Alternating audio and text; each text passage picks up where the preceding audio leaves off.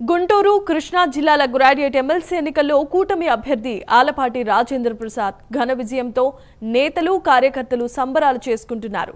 82,319 ఓట్ల మెజారిటీతో ఆలపాటి గెలుపొందారు. ప్రభుత్వానికి మద్దతుగా నిలిచిన ప్రతి ఒక్కరికి ఆయన ధన్యవాదాలు తెలుపుతున్నట్లు ఆయన తెలిపారు. ఎమ్మెల్సీ ఎన్నికల్లోనూ ఓటర్లు వైసీపీకి బుద్ధి చెప్పారని ఆయన పేర్కొన్నారు.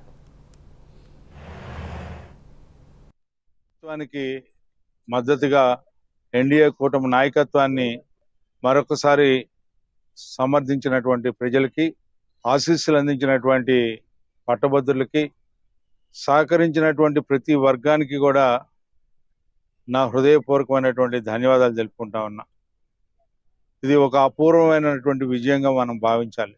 ఎందుకంటే రకరకాల ప్రయత్నాలు, ముందు వైసీపీ అభ్యర్థి అన్నారు, ఆ తర్వాత వైసీపీ పార్టీ వారు ప్రభుత్వం మీద నమ్మకం లేదు, ప్రజాస్వామ్య విలువలు కాపాడలేరు అని చెప్పి ఉద్దేశంతో ఎన్నికల్ని బహిష్కరిస్తామని చెప్పినటువంటి ఈ పెద్దలు మరలా మనం ఎవరైతే తెలుగుదేశం పార్టీ కూటమికి ఎదురుగా పోటీ చేస్తున్నారో ఆ అభ్యర్థులకి మనం మద్దతు పలకాలని చెప్పినటువంటి మాటలు, అంటే ఎప్పటికప్పుడు మాటలు మార్చుకుంటూ ఈ సమాజానికి చేసిన అన్యాయం మర్చిపోయారనుకొని మరలా ఈ రోజున ముందుకు వచ్చినటువంటి వైసీపీ సమర్థించినటువంటి పీడీఎఫ్ అభ్యర్థి ఇద్దరికి కూడా ప్రజలు గుణపాఠం చెప్పారని చెప్పి నేను